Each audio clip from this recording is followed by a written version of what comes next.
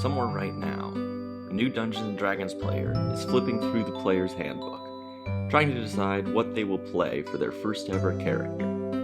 The amount of choices are almost overwhelming, but the player remains transfixed and inspired by the art and world building they encounter on every page. Knights in shining armor, mages with cosmic power, descendants of devils, and all of the fantasy peoples popularized by J.R.R. Tolkien almost a century ago. But then as they flip the page, they see something that makes them chuckle. Why do we include ourselves in fantasy? If fantasy, and also science fiction, are genres built on the imagination, then is the answer that humans aren't capable of imagining a world without ourselves in it? Perhaps as a starting point in fantasy writing, a bias that creative minds must consciously overcome if they choose, this is correct. It took Wizards of the Coast 14 years to design a plane in Magic the Gathering's multiverse where humans were nowhere to be found. Lorwyn, and its other half, Shadowmoor, are to this day the only plane to receive a premiere set with no humans native to the plane, aside from Bloomburrow, which was specifically designed to have all anthropomorphic animals. Maybe it's that humans relate best to other humans. I've heard this argument many times before, for why alien and fantasy creature designs in media need to look just like humans except for their ears or eyes or something else minor, even into this era of practical effects and costuming, where the limits of human creativity can be tested even further. I've never fully bought into this argument. Human empathy can be powerful, but is not restricted to members of our own species, as anyone with a beloved pet dog or cat or even fish can tell you. When Disney Pixar's WALL-E was released in 2008, the same year as Shadowmoor and Eventide, many people shared the opinion that the first 45 minutes of the movie were almost a perfect love story, before any humans appeared on screen to turn it into a more generic space adventure. Whatever the reason, humans were in Magic the Gathering's first expansion, and I'm confident they will be in its last. It is just too easy to include them without a second thought. Magic's talented artists can make dragons, elves, and goblins whenever Wizards of the Coast requests one. But when left to their own devices, most artists will default to human. It's what we know best. In fact, humans were considered the default so much that the creature type wasn't actually added to the game until Mirrodin. It was simply assumed that all these soldiers, scouts, and clerics running around were humans, because unless they had green skin or horns or pointy ears, why should R&D waste valuable text space on the word human? And so what happened was, during Mirrodin, we instituted a race class to Magic. The year after Tribal, we instituted a race class. So the idea there was, race class is borrowed from role-playing. And the idea is, every character has a race. Are you human? Are you elf? Are you goblin? What are you? And you have a class. What do you do? What's your job? What's your occupation? Are you a fighter? Are you a wizard? What are you? In order to make that work, so once we had race class, before that, humans were always kind of default. Like, if I were a human, why would it just say my class? So if I were a fighter or a warrior, it would just say warrior. But we're like, well, in race class model, I have to name your race. So we had to do human for the first time. And a lot of people were very upset and like, oh, you can't do that. And so we made a rule at the time that said, well, we're going to do human to match race class, but we're not going to make human tribal. That's just weird. Humans were everywhere and nowhere for the first decade of the game. When Mirrodin released, the human creature type did not gather much attention from competitive players. This is no surprise given all the broken affinity cards that dominated Standard and Extended at the time. The humans arrived just in time for the machine apocalypse, and so humans continued to quietly exist, reliably fitting in everywhere and yet never standing out, until 2011, when a new apocalypse began on a new Magic world, Innistrad. R&D wanted to do a gothic horror set, and soon realized that all of the classic monsters and ghosts they wanted to include were all in some way born from humans. We decided we needed humans, because you needed the victims, that in order to have the monsters mean something, well, they're always victims. We need the victims. This was the chance humans needed to be given the spotlight, even if it was only in contrast to the block's main attraction. Humans on Innistrad must fight to survive in a world that constantly seeks to not only consume them, but infiltrate and corrupt them. Humans therefore rely on numbers and their faith in the angels to protect them. The exemplar of this archetype of humans is Champion of the Parish, a simple 1/1 human soldier for 1 white mana that gets a +1/+1 counter whenever another human enters your side of the battlefield. Champions of the Parish would help beat back the terrors of the night at many draft and standard game nights at LGSs throughout 2011 and 12. But soon they would return to war for even higher stakes.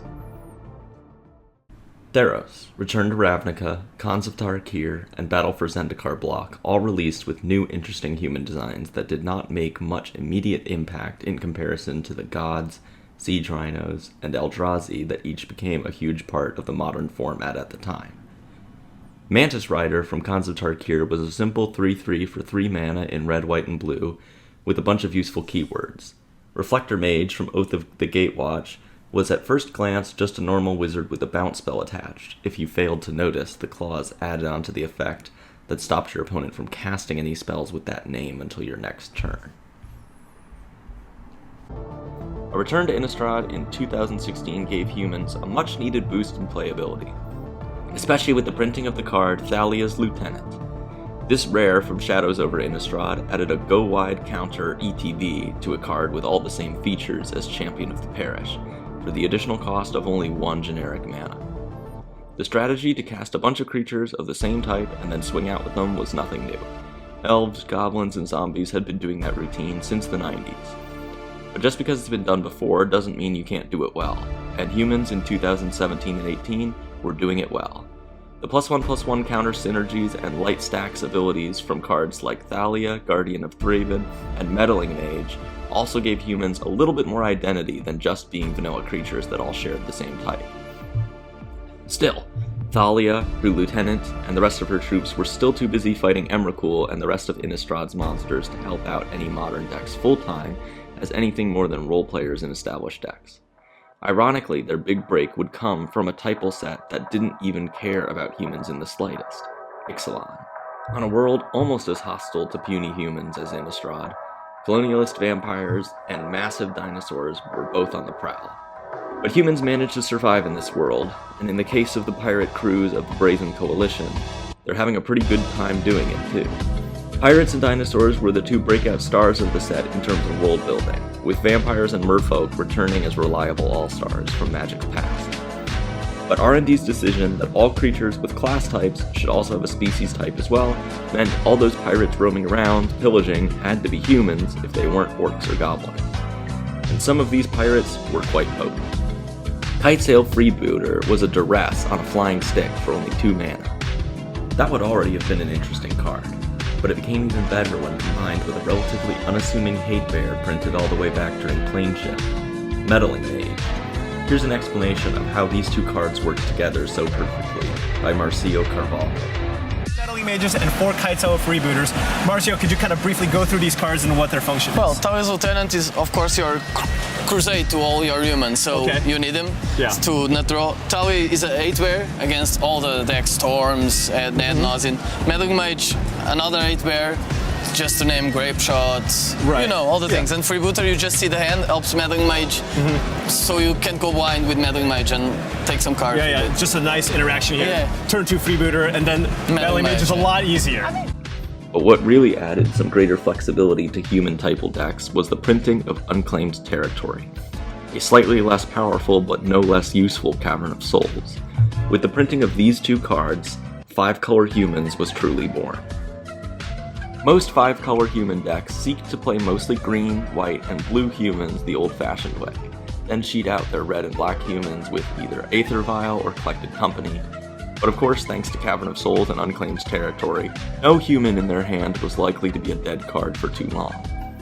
Almost all of these decks were aggro, but cards like Thalia, Guardian of Thraben, and Meddling Mage naturally shielded the human's deck from a lot of board wipes and interaction that would have dismantled the strategy otherwise. I think it's fitting that the ultimate archetype became 5-color humans. Magic's Color Pie became a tool for not only game design, but world building and character analysis. The colors of Magic represent thoughts, emotions, and philosophies of life. Humans, being the only fantasy humanoid to actually exist in real life, can represent the color pie perfectly because we in reality invented it and represent it in our ability to be multifaceted beings. Humans love, hate, progress, stagnate, create, destroy, laugh, cry, win, lose. If aliens or fairies existed, we might be able to communicate, but they would likely think and feel in ways almost incomprehensible to us. Would we so easily be able to place real organic beings into one or two colors on the color pie? Would they even match our concepts of emotions or values? It's hard to say. All of these questions, while thought-provoking, were likely far from the minds of any players running 5-color humans at the competitive level in the late 2010s. The only question that mattered to these players were which humans in Magic's long history were the best at winning quickly and losing slowly. Just because the 5-color humans deck was an aggressive one did not mean it was useless in a longer game. Champion of the Parish and Thalia's Lieutenant could slowly grow to massive size over the course of a longer game, as long as you had more humans to summon. I'm particularly impressed by this performance by Kendra Smith at Grand Prix Atlanta in 2018. After a close back-and-forth match against Stephen Peets, her life total has been whittled down to just 3, with few options to turn the game around. Over the next couple of turns, Kendra is forced to play defensively and sacrifice some of her humans to chump block, all the while Stephen's scavenging ooze grows larger and widens the gap between their life totals. But through sheer perseverance and her steadily growing Champion of the Parish, Kendra is able to stem the bleeding. Even Marshall Sutcliffe and Paulo Vito Damadorosa, commenting on the match, aren't quite sure how she pulled it off. Take a look. What does a win look like for Kendra from this point? Well, she has to draw a Reflector Mage. Okay. Right, and she gets rid of the Noble Hierarch, and then she... Did she win on the spot? 3, 4, 5, 6? Yeah. Well, there are 2 creatures in the graveyard, so Steven can go up to 8 life. Oh, and sure. Yeah, that won't even win the game, because Reflector Mage will only grow Chamber of the Parish once. So I don't think... So not quite there? Yeah. Yeah, I don't think... She has to have Reflector Mage plus a 1-drop human to win the game. That's a tough sell. Yeah. It doesn't look like she has either. Anything left for Kendra? Can she mount any type of comeback here? It feels like no. Yeah, I mean, she's probably just going to have to play, she can't, she can play Mantis Rider now. Then she attacks for 3, and then she will have to chump block the Scavenging Ooze with the Mantis Rider, and then she's probably going to die next turn. Mm-hmm. Champion of the Parish is just huge. This is a weird attack by Steven. I feel like he just threw Knight of Autumn in the graveyard. Yeah, he kind of did. Yeah, so actually if Kendra finds Reflector Mage, like the Ooze will still be able to grow pretty big after the bounce, but it does take a turn to replay it, so I think she can actually win this. Oh my goodness. She has a blocker now for the Scavenging Ooze. Yeah, and he's out of gas. Yeah, I think we're in a spot where, if she just draws 2 creatures and he draws nothing, then she's going to win, and she has 2 cards in hand. We know one of them is Phantasmal Image. What in the... How did she fight her way back? She just sort of kept playing a creature every single turn, and that Champion of the Parish, she did miss 1 trigger earlier, so it could actually be even bigger. Unfortunately, this game still goes to Stephen Pete in the end after a lucky lightning bolt is drawn off the top of his deck. Oh, lightning bolt upstairs for Stephen Pete says, I'll just do this the easy way. Yeah, but I really like how Kendra played that game. I think she identified that, she wasn't really racing, and she just had to find Reflector Mage, and the more that I think about her Bugler play there, the more I like it. I think the other line would just be, conceding defeat, so to speak, and I think her line was actually better. Ultimately, it didn't work out, but...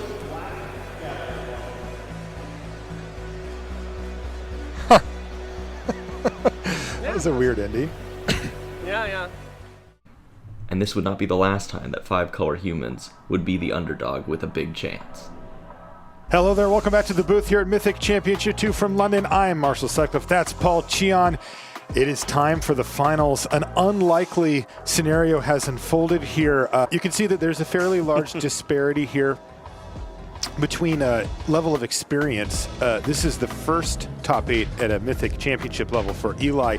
This is number 3 though for Matt Sperling. What do you make of this matchup, Paul? Is it just come down to which deck is faster?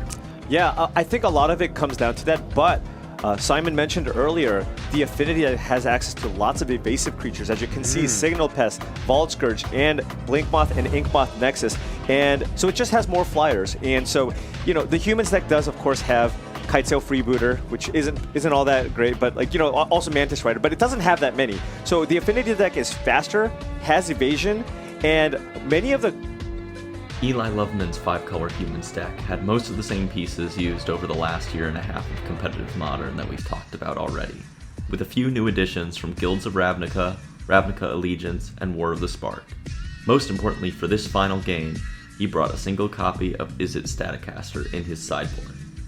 His opponent is Matthew Sperling, a player with a massive lead over Eli in terms of experience, as well as an unfavorable deck matchup, as he is playing Affinity, that same broken mechanic from Mirrodin Block all those years ago that first overshadowed Humans' addition to the game.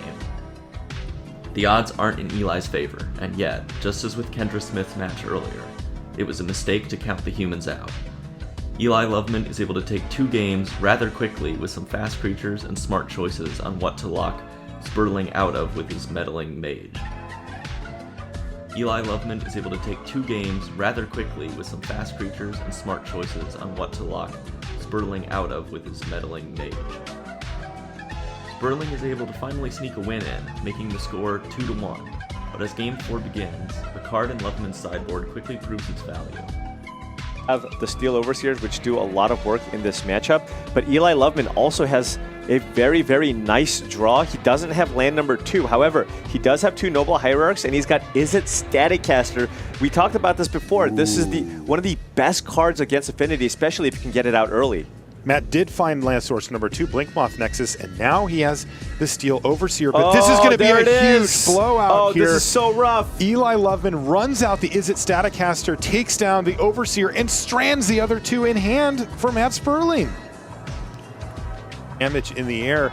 And the truth of the matter here is that the Izzet Staticaster can just sit there and prevent Matt Sperling from casting so many of his creatures that it could buy Eli plenty of time to just kill Matt in the air. With this Mantis Rider, we may be seeing our champion emerge here. Eli Loveman off to 2 quick games. He did give up the 3rd game, but now significantly ahead thanks to that key sideboard card, Izzet Staticaster. Boy, I tell you what, if Eli finishes off this game and wins the tournament, I would frame that thing. That Izzet Staticaster would never leave my side. It is doing overtime here. It matched up perfectly with the draw that Sperling had with the triple Steel Overseer. He played one of them, it died. There it is, Reflector Mage on the stack. Sperling's going to think about it and scoop up his permanents. We have our champion, Eli Loveman of the United States, is your Mythic Championship winner here from London. Congratulations. Eli Loveman wins his first Mythic Championship, and the human creature type has its first big moment in the sun. The following months would be full of promise. With all that said, humans still have a lot of room to grow. New humans are getting printed all the time. Just take a look at Ixalan Block. They printed 2 cards in this deck that helped create this whole human craze. Who knows what'll happen in the future. But in the end, humans is a pretty fun deck. And you might like it too. There would indeed be more powerful humans printed in the coming years, but all of them betrayed their fellow man in order to skyrocket Modern's power level into the stratosphere. Urza, Lord High Artificer, Yawgmoth, Grand Physician. Modern Horizons 2 and 3 have not given 5-color humans much to work with either. Even our simian cousins received one of the most broken 1-drop aggressive creatures of all time in Ragavan, Nimble Pilferer. Not that he needs any friends of any kinds to do his thing. Even discounting the 3 Modern Horizons sets that completely changed the Modern format thrice over, even standard release sets in the 2020s have power-crept 5-color humans out. Wizards of the Coast introduced players to a new world of humans versus monsters in Ikoria, Lair of Behemoths in 2020. But unlike the previous 2 visits to Innistrad, the new cards humans received were utterly defenseless against the cards printed ostensibly to be their friends, the Companions. The Companion mechanic was broken from the beginning, and Lurrus of the Dream Den was the most broken of them all. A white-black deck of cheap, efficient humans that Lurrus could have recurred from the graveyard likely would have been a very fun strategy to see play out in the Modern metagame. But but it was unfortunately all too full of lightning-fast combo uses for Lurrus to ever consider playing a fair game of Magic. The age of men is over. 5-color humans is still a viable archetype in Pioneer, assuming Wizards of the Coast ever remembers that format exists. There are almost 20,000 humans decks listed on EDH Rec, mostly helmed in the command zone by Kyler, Sigardian Emissary from Innistrad Midnight Hunt, Trinan Silvar from Ikoria, and an assortment of the Men of Gondor and Rohan from Tales of Middle-earth. Thematically, humans in EDH at least have preserved their fantasy lineage. Who knows what will come next for humans in Magic the Gathering? As a creature type, they might never be viable in Modern again. But then again, Modern itself truly isn't what it once was. It's a totally different beast than in 2017. So is Commander. So is Standard. Even the creature types of Magic themselves are evolving at a more rapid pace than ever before. In Edge of Eternity, we witnessed Kavu explore the deep dark of space and encounter ships helmed by jellyfish. Lorwyn returned for the first time in almost 20 years, giving focus to some classic fantasy creatures like giants, fairies, and merfolk that modern hat sets and Universes Beyond crossovers largely ignore. Some other creature types have been errated out of the game, such as Cephalids, Naga, and Viashino. For better or worse, in-universe Magic has less creature types now, but those types now have more support and depth given to them. Whether you prefer the weirdest, wildest creatures for your decks and tabletop character sheets, or stick to the classics, the default always has a reason to exist, and every so often, what seems boring can actually surprise everyone. Thanks for watching this video. This is my most in-depth video in terms of both research and editing, so if you liked it, I would really appreciate it if you could like this video, comment, and subscribe to my channel. Thank you so much.